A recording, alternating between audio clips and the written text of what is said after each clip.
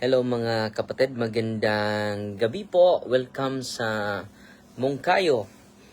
At kita-kita tayo bukas, mga kapatid, sa Dome. Mongkayo Dome ba yun? Tingnan natin yung sa post-Pentecost natin na pagsasama at pagbumuni-muni sa mga katotohanan ng ating pananampalataya. Bago lang tayo nakarating, ang layo pala from Nasipet, mga 4 na oras, no? Ang layo. And then, punta din tayo sa Compostela sa sunod na araw. So, kita-kita tayo, mga kapatid. Bukas sa, tayo? Sa San Ignacio de Loyola Parish, Poblacion, Moncayo, Davao de Oro. Post-Pentecost Recollection. So, alas 4 magsimula yung misa natin hanggang alas 10 ng gabi.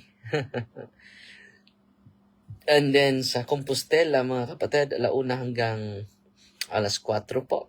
Series of talk natin. Sa ano po ito? Sa Santiago Apostol Vicariate sa June 30 po.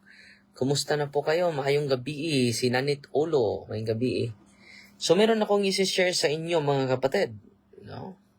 Ito po ay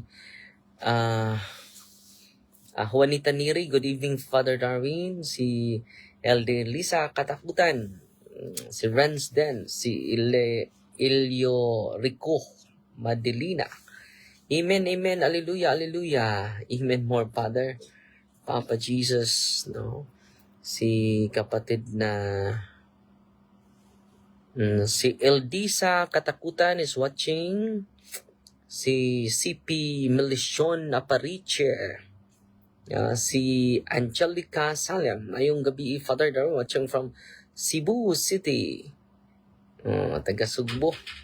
Si Lily Dato Laita Pantinople. Nanood sa atin. Si Merlin Melioria Arabaca. Hi, Pads. Mayong gabi kay nakalugar kag live amping mo sa kanunay. So, ngayon lang tayo nakarating, no? At meron akong isi-share sa inyo, mga kapatid, sa gabing ito. Si Silsa Sarcro Sumailo. Si Panata Pearl is watching. Si Helena Kijano. Kihano. Amping kanunay, Father. Salamat kayo sa inyong mga pag-ampo. At dumating tayo sa Nasipet mga bandang 5:30 po. And then patuloy tayo sa 7:30, mga 8 nakarating tayo sa isang bayan dito, nakalimut ako. At kumain. At after that, mga kapatid, papunta na dito. So, bago lang tayo nakarating ngayon. So, ngayon, mga kapatid, isang PBA player, mga kapatid, sikat na PBA player, dumalaw sa atin last Saturday. Kapon. Last Friday and Saturday. At kasama yung buong pamilya sa isang PBA player sa Talk and Text. At ito yung storya nila, yung family background nila, growing up, dahil natin sila ng narrative. At makatulong din yun sa pag-evaluate. At alam nyo, mga kapatid, nandyan yung nanay niya, may sakit yung nanay niya, at nandun yung tatay niya, at meron silang karanasan na hindi ordinaryo. Meron silang karanasan na hindi natural. So, bumibisita sila sa atin. So, ang taas, 6'6", no? Si Kevin Barkley Ibonia. Sabi niya, growing up, our family transferred to different homes about 8 times. So, ang daming beses sila nag-transfer, no? At iba't ibang lugar. Because of this, I constantly had to adjust to new neighborhoods and meet new people. My relatives also had frequent misunderstanding with my family. But I always try to stay away from conflict and never intended to hurt anyone. I consider myself a simple, cheerful, and responsible person. Ito yung mga narratives, no? Social life niya. Pero yung, yung kanyang tatay, no? During sa prayer, mga kapatid, palag ko, abli. So, grabe yung nangyayari, mga kapatid, sa simple prayer lang. Now, throughout the prayer sessions, hindi natin inaasahan na mag-react yung kanyang tatay. Hindi natin inaasahan na mag-react yung kanyang tatay. At ito yung nangyari, mga kapatid.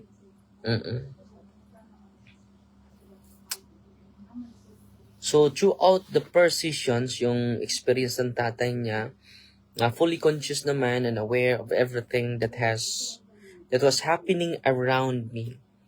However, there were moments unable to control his body's reaction despite his efforts. During the prayer, dahil ito yung na-discover ko sa exorcism sa exorcism ministry, mga kapatid. Kapag meron silang mga hindi natural, hindi inasahan na mga sakit, walang findings, kung meron man, nalilito yung mga doktor.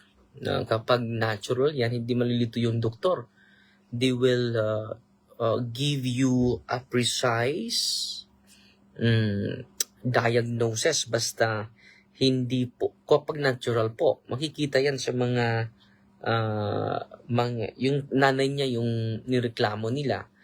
Pero, dahil sa dami nilang linapitan na albularyo, yun, ipaprocess pa natin yung buong pamilya nila sa sunod na araw po. During po ito sa prayer po na binibreak natin yung satanic seal, no? At hindi natin inasahan yung tatay niya ay nag-react, no? Especially directed to the spirit of occultism and evil eye, no? He became increasingly restless. His hands, arms, legs began trembling uncontrollably, and he found himself crying out involuntarily. So yan po. And then the reaction intensified. He became extremely nauseous and continued crying out loudly. His body suddenly became rigid and stretched backward against the bench. So nahulog po siya, no? Eventually fell to the floor when the prayer team gently laid him down to continue the prayer safely. So nahulog yung tatay niya sa kanyang upuan. As he was laid through the renunciation on occult practices and divination, yung mga nilapitan niya, 8 po, no? So he cried out loudly. So mag-burp siya. Ganun. Sisigaw bigla, no? Cried out loudly, and it meant his entire body shook nanginig. Painful memories unexpected surface. So when nag-prepare ako sa kanya, sabi niya yung mga unexpected memories, no, na bigla lang naglalabasan while nag-pray po tayo. I recall the deep anger and resentment. Biglaan lang, hindi niya mapigilan po. So, ang tatay po ito ng basketball player, no?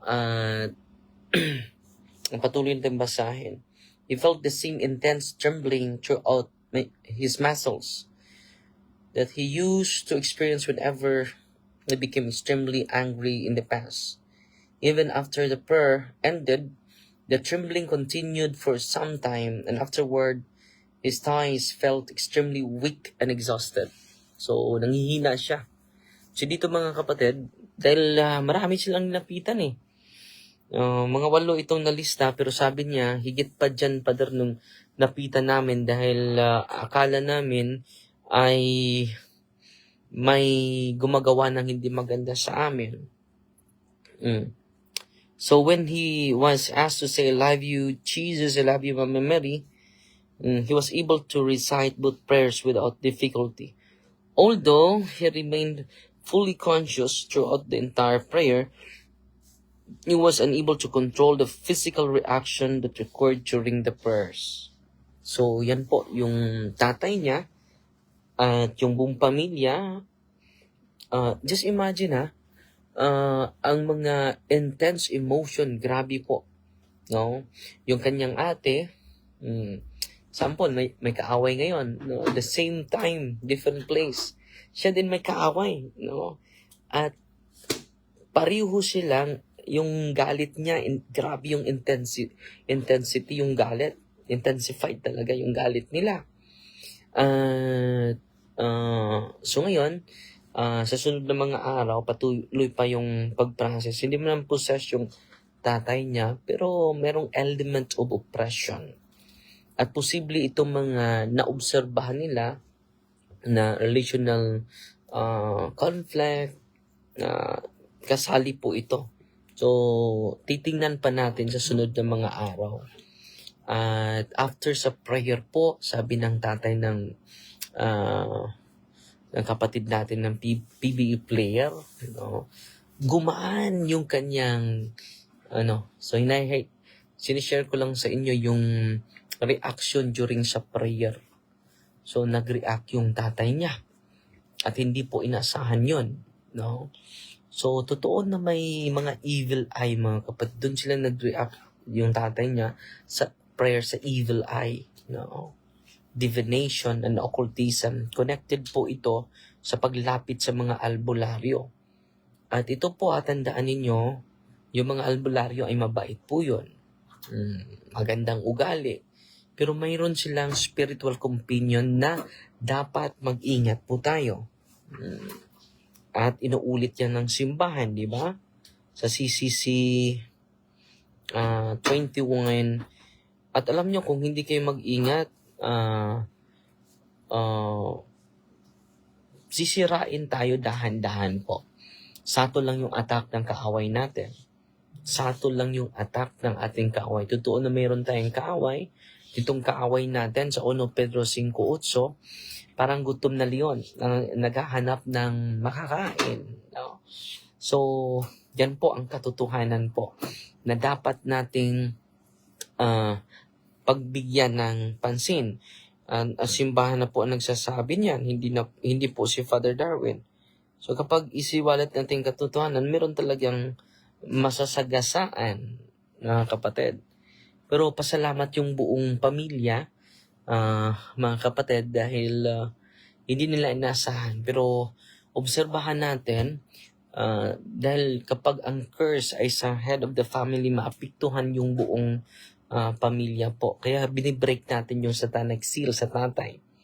So, pwede i-curse ang tatay, maapektuhan yung nanay. Dahil sa pamagitan nito ay sa prayer ng simbahan, malaking tulong po ito para ma-break yung prayer, and then magsagawa din sila ng solemn renouncement. Yung solemn renouncement ay kinakailangan po. So, binibigyan natin sila ng mga instruction at babalik sila sa sunod na mga araw. And dapat yung regular reception of the sacrament, because the sacrament is Jesus, mga kapatid. Minsan ay nawala yun sa isipan natin. At kung ma-appreciate na natin yung mga sacrament, we are living in the grace of God. And the grace of God is greater than any objects, any occult objects, any superstitious belief, any charms, any lucky charms. No? At yan po ang ilagay sa isipan at puso natin. Dahil kapag hindi tayo matututo nito, delikado talaga. So sabihin niyo maliit lang yan, Father. Wala namang mawawala kung maniwala tayo. So ang unang paniniwalaan natin, especially sa mga Katoliko, ang aral ng simbahan, dito po, babasahin ko ng buo. All practices of magic or sorcery by which one attempts to tame occult powers who has to place them at one's service and have supernatural power over others, even if this were for the sake of restoring their health.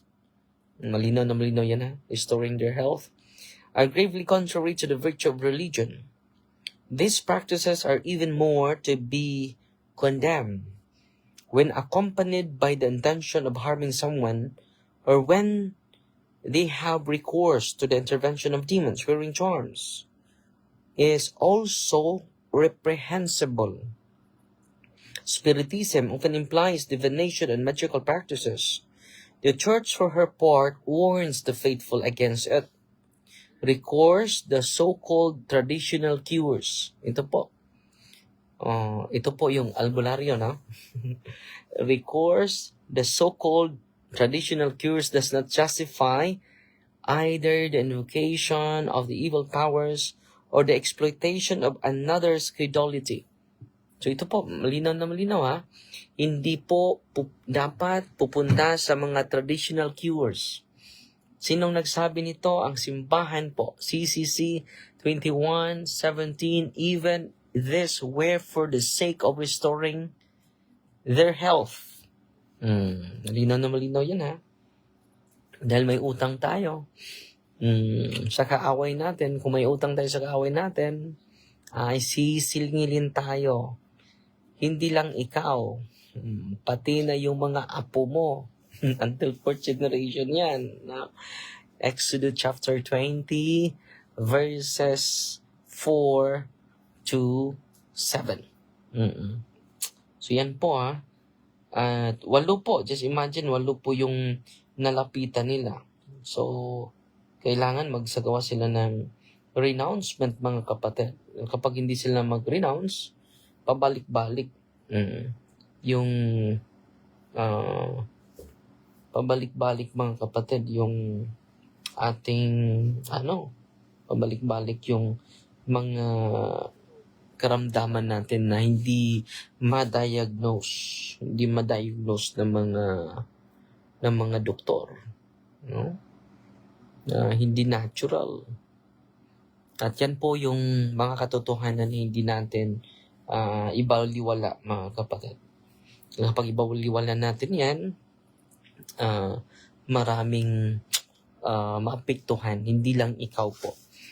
At yan po, at i-update ko na lang kayo sa susunod na mga development, dahil yan po, yung kanilang relational crisis nandun, conflict within the family circle. Hindi nila maintindihan, wala talagang rason. Walang logical reason bakit nangyari yung mga experiences nila. The feeling of rejection, the feeling of being abandoned, ganon, no? Na hindi na natural ba, di ba? Kung mag-aaway tayo, sa sunod na araw, maging okay naman tayo. Pero, meron talagang mga blockage. So pinaprocess pa natin yung buong pamilya, mga kapatid, sa sunod mga araw. At titingnan natin yung mga dahil si tatay, yung tatay ni sa PBA player na ito, ay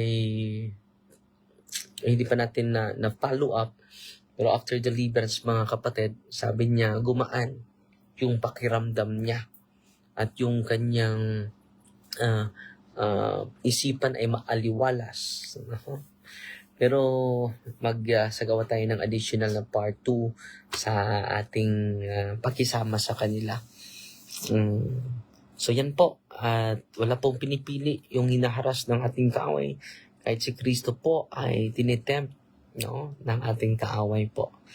At salamat po sa inyo. Yun lang po muna ha.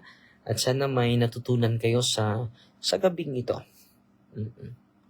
Si Sherwin Pungos, Father, nagkumpisal ako kahapon, hindi ko sinabi ng pare. Hindi sinabi ng pare, I absolve your sin. hindi pa ba ako pwede tumanggap ng usyas? So, totoo, baka kalimot yung pari sa absolution, no? Sana matanong mo yung yung pari, no? Baka hindi mo na lang pakitangon mo yung pari, needs tagod at Father, when ka mo talk sa CDO, wala pa. Salamat po, nagpadala siya sa 400 stars. Si Ami Dakuba na Elga. Good evening, Father Darwin. God bless. 50 stars. Salamat po. Si Victor Tangkay Chavez. Good evening, Father Darwin. Salamat sa live na makakita ako diri sa Toronto. Toronto, Canada. Salamat po, kapatid. And then,